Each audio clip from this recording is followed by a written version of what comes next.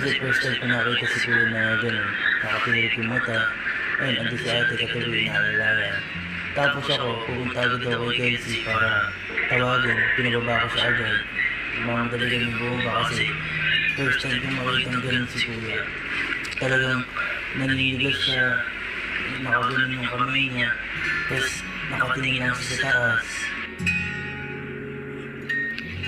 Ako, di ko alam gagawin ko kasi first time ko maka-encounter ng gano'n.